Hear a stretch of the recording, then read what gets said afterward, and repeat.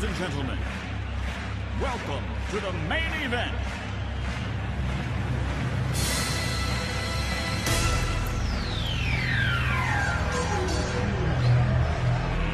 Let's get ready to rumble! Welcome to the Strictly Business Podcast with Jon Stanko and Mike Ritz.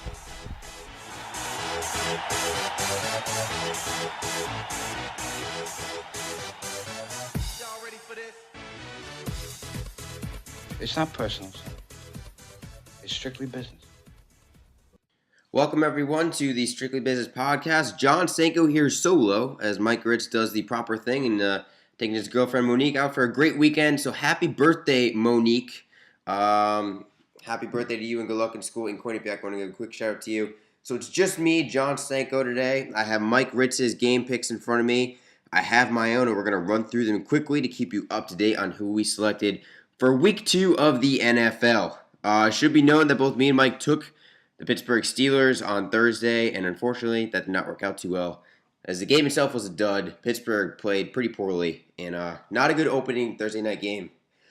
Excuse me, for CBS. But let's dive right into this Sunday, and let's dive right into my team, the New England Patriots. They are going up against the Minnesota Vikings. Due to the new recent developments that have happened with Adrian Peterson and him being indicted on child abuse, he has been deactivated for this game by the Vikings, which is the proper move on their part. I was worried about this game heading into it because the Patriots were so bad against No. Sean Moreno and the Dolphins running game, and they were going up against the best running back in the NFL.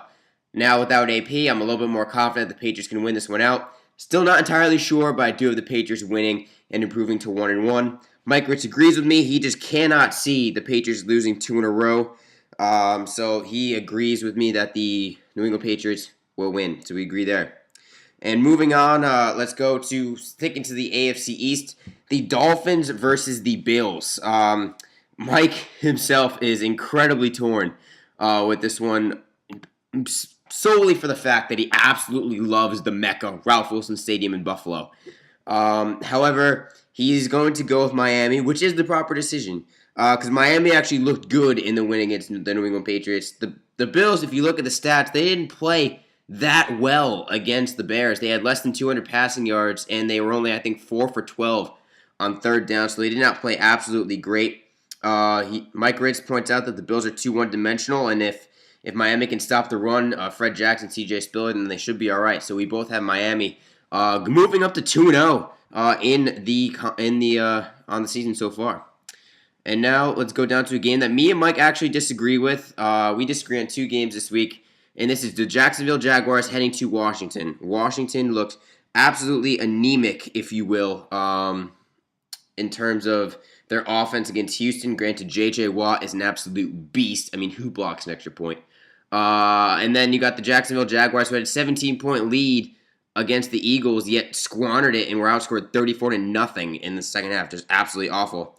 But Mike Ritz sees Deshaun Jackson as an X factor, and he doesn't see the Jaguars being able to put up enough offense to hang with the Redskins. So he has the Redskins in a tough game, but he has the Redskins coming out on top. I disagree. I have the Jacksonville Jaguars coming out on top in a close one. I think that first half from Jacksonville really showed me something, and my crazy pick of them going 6-10 on the year, I still believe in it. I still think this team has more talent than people think. I think Toby Gerhart getting hurt last week kind of took the rhythm out of their offense for a little bit. He will be healthy today. He will be back. And I think he's got to play well for Jacksonville to play well. But I got Jacksonville coming out on top in a close one. Then let's go to the next game. The Dallas Cowboys heading to Tennessee. This game is really interesting for me. It was actually tougher to pick than I think Mike indicated. But Mike says it's the Titans pretty easily. He says that Dallas is too much of a mess, and he has to stick with his Titans, seeing how they finished second in the division this year. He says that a healthy Jake Locker is too dangerous, and Kendall Wright is an underweighted wide receiver, and Sankey is no slouch at running back. He also points out that we know that sixth grade girls flag football offense can put up 3 TDs on the Cowboys defense, and you need to see the Cowboys step up on D for them to pick them in any game. I don't know if the defense is that bad. I really thought the Cowboys showed some life in the second half against Chicago. Granted, Tony Romo's 3 interceptions were not good. He was forcing the ball way too much. Dez Bryant got laid out on one of those interceptions. But with that being said, I'm going to go with Tennessee, but this game was tougher for me to pick just because I'm not a huge believer in the Titans, and maybe they will prove me wrong, and they probably will. But the Cowboys are 3.5-point underdogs. Colin Cowherd says take the Cowboys with the points. He says he still takes the Titans in the game. I do the same exact thing. I have the Titans winning by 3, 20-17. And now let's get to Mike Ritz's New York Giants. To quote him, he is so down on this team right now, but if they were going to win a game, it would be this one. They are at home, another week of practice under the belt, and did the Cardinals do anything to impress you on Monday night? Andre Ellington isn't 100%, but with that being said, Mike Ritz is still going with the Cards on the road because he doesn't think the Giants team has it all yet. He thinks it's going to be a close game, but he's gonna go against his Giants. He hopes he's wrong. But he's going to go with the Cardinals. I agree with him. I was impressed with the fourth quarter of the Cardinals. I was impressed how Larry Fitzgerald could only have, I think it was 22 yards receiving, and their offense was still able to come back in the fourth quarter. I think that also had to do with the fact that San Diego really lost control of that game, and me and Mike both agree that San Diego more lost that game than, I guess you could say, Arizona won it. But I still think you got to give credit to Arizona for taking the opportunity to come back and get the win. So I have Arizona winning by 10, 27-17. I think Mike has a little bit closer than that. So we'll have to see what happens there in that one, but we both have Arizona. Now let's get to the game that is both of our lock of the week. We both survived last week with our locks of the week. He had the Steelers and I had the Eagles. We both have the Saints.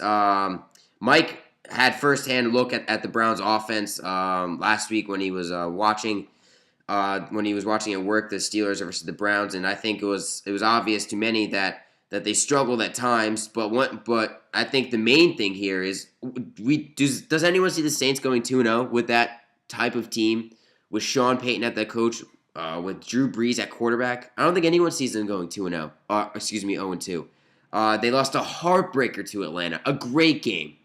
So we both have them winning this game. The only question is they don't do well in the Northeast. They don't do well on the road. So that's the one struggle. And Cleveland's defense isn't bad. And maybe they'll have some life with knowing that Josh Gordon's suspension is 10 games. However, no Ben Tate at running back. He is out. Granted, they did okay without him last week. I still think that New Orleans just has too much offensively. And I think they'll be able to get the win. Both me and Mike agree there. And now let's get to, in my opinion, the toughest game of the week by far, but an absolutely great game. A fantastic game. The Falcons heading to the Bengals.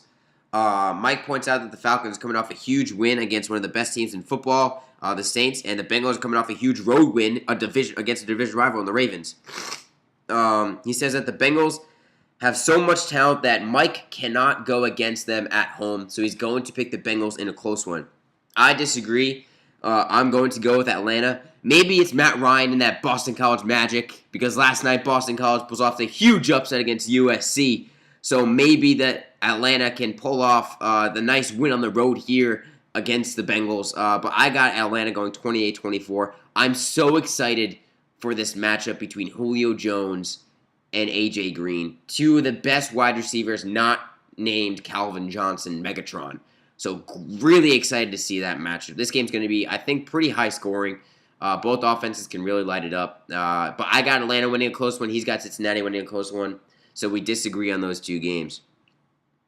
Now let's get to the Lions and the Panthers. Cam Newton is starting for the Carolina Panthers. So that is very, very good news for them. We were reminded how good their defense was last week when they absolutely shut down Tampa Bay, and they embarrassed me when I picked the Bucs to win that game, and Carolina was like, not having any of that. But with that being said, Detroit is a much, much, much more talented and diverse offense than Tampa Bay, especially at this point. Matthew Stafford looked phenomenal against the New York Giants. I'm not sure if that was the Giants' defense or if that was the new offensive system, but he looked efficient. He didn't throw the ball up for grabs many times, and Calvin Johnson was unstoppable once again. I got Detroit winning a close one, 20-17. Mike points out that this is one of the best defenses going up against one of the top offenses in the league. Mike doesn't think that the Panthers have enough offensively to keep up, and Cam Newton won't be 100%. While he is going to play, he's not going to be 100%, so he's going with the Lions as well. And now Mike goes to a game that he thinks was a pretty tough one to pick, the Rams versus the Bucs, just for the simple fact that the Bucs they were decimated with injuries last week. Doug Martin was injured and stuff like that. But he's going to go with the Bucs having enough at home to get the win. Just because simply St. Louis looked so anemic offensively. The only way the Rams win this game, Mike says, is if Zach Stacy has a solid game. But he thinks Lovie Smith gets his first win with the Bucs. I have to agree once again. The Minnesota Vikings trounced the Rams. Absolutely destroyed them. It wasn't even a close competition. You got to go with the Bucs here. Granted they didn't look that good against Carolina, but you got to go with the Bucs and the fact that they have a quarterback who's going to be okay. He's not going to be great, but I think he's going to be better than Sean Hill or Davis for St. Louis, whichever one decides to play. Now we go to a game that I think me and Mike disagree on in terms of how close it will be, of how competitive it will be. Seattle at San Diego. This is quoting Mike verbatim. Is this even a question? Seattle really looked flawless last week against the Packers, minus the fact that they can field a punt. This is true, but granted, they are switching up their special teams punt returner, so that's changing this week. The Chargers took a tough L on Monday Night Football, all because Rizzo doesn't know how to keep his eyes on the ball, and it's going to get even tougher this week against Seattle. Seattle is too good of a team, and they're going to handle the Chargers. Seattle cruises. I disagree on the fact that Seattle is going to cruise against San Diego. I think I don't want to say it's a trap game for Seattle, but you're coming off a huge win against Green Bay. You've had a little bit of extra time off, and San Diego is starving for a win, because if they start 0-2, I think I read this stat that only 11% of the teams that start 0-2 make it to the playoffs. So I'm really curious to see how well San Diego comes out and plays. I think this game will be closer than people think. Because if you look at it, San Diego did a good job of holding the Arizona Cardinals offense, and they got some weapons on the outside. The big key is, are they going to be able to stop Marshawn Lynch, who was dominant, absolutely dominant against Green Bay? That's going to be the question. But I do have Seattle winning. I think I have them winning by 10 or 11 with a late touchdown or field goal. But otherwise, the game's going to be competitive for most of the game. But we both agree that Seattle wins there. Excuse me, I have a cold, so sorry for the sniffles. Let's go to the next game, about a game between two teams that are not in terms of a playoff chances very high. But granted, one team did look very good week one, and that's the Houston Texans, and they're heading to Oakland. Houston's defense handled Washington pretty well. Mike says that they impressed him with no question. And Mike says Oakland should just move to the SEC to try and win some games. I'm not sure Oakland could win the SEC. Derek Carr is going to be rattled up by J.J. Watt. That I agree with 100%, Mike. And that is why I'm going with Houston as well. We both agree with Houston. J.J. Watt is going to feast on a rookie quarterback on an offensive line that's not very good in Oakland. So you know what? We both got the Texans winning this one pretty easily. Now let's get to a game that has some implication with our boys this week, if you will, in terms of our friends, the New York Jets at the Green Bay Packers. Tommy Simon, a huge Packers fans, and Ronan McClory and Steve Colto, huge Jets fans. Mike says that I don't think this one will be all the laughter. The Jets defense will hold the Packers, but with that being said, the Packers are going to be vengeful, looking to really prove people wrong who are doubting them about their week one loss to Seattle. And Mike points out for the Jets, I feel like they should have won that game against the Raiders last week by 3 touchdowns, not just 5 points. So the Jets got to play a flawless game to stay in this one. And the fact that it's in Lambeau Field doesn't help the New York Jets at all. Me and Mike both agree that the Green Bay Packers will win this one. I got them winning by 2 touchdowns. So Green Bay Packers will improve to 1-1 on the year. Now let's get to a game that I think we're surprised with how easy it was for us to pick. Me and Mike both agree that the Chiefs lack of execution week 1 was a big surprise at home nonetheless. And the fact that they dug themselves a hole and they're going up against Peyton Manning, in Denver, and also the Chiefs lost 2 of their best defensive players with ACL injuries as well. It's not a good thing at all. There's nothing good to look at here if you're Kansas City. You better feed that ball to Jamal Charles because you didn't do it week 1 against Tennessee. So Kansas City's got to control the clock and just wear down the Denver defense if they want any chance of staying in it. But I think Denver wins this one pretty easy. So let's go to the Sunday night game. It's the Bears versus the 49ers. Me and Mike both completely agree. He texted me this point yesterday, and I couldn't agree with him more. For a team whose defense was supposed to have a lot of holes in it to start the year, it didn't seem like they did in Dallas. Mike's talking about San Francisco. They answered a lot of questions, and I was one of the doubters in terms of 49ers. Would they take a dip this year? Week 1 seemed not to think so. Their offense also looked great. Granted, you have to put an asterisk next to it because it was against the Dallas Cowboys. But the fact of the matter for me is the 49ers answered more questions week 1, and the Bears raised more questions about themselves, but lost to Buffalo week 1. So you got to go with the team that you have more faith in right now, that has less question marks, and that's San Francisco. I think it will be close. 24-21, I have the score. But Mike says, look for Frank Gore to establish the run early, and the 49ers will take control, and they'll win the Sunday night game. Now let's get to Monday night, a fantastic Monday night game. Absolutely fantastic. The Indianapolis Colts going up against the Philadelphia Eagles. Listen, ESPN scored a what could be a classic here because I think that this game is going to be high scoring, back and forth between 2 young quarterbacks who are playing well. But me and Mike both agree that we're going to go with the Colts over the Philadelphia Eagles. If Mike points out, if the Colts can limit LaShawn McCoy and force them to be one-dimensional in the pass, the Colts will be able to win it. But he points out that if the game was in Philly, he'd be thinking about it differently.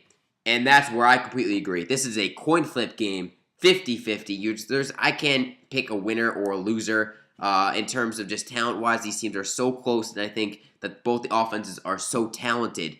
But the fact that it's at home, Indianapolis plays well at home, I'm going to give them a 1-touchdown advantage, 38-31. I have the final score. So I got the Colts winning it, but that's a coin flip game and a great game to stay up for on Monday night.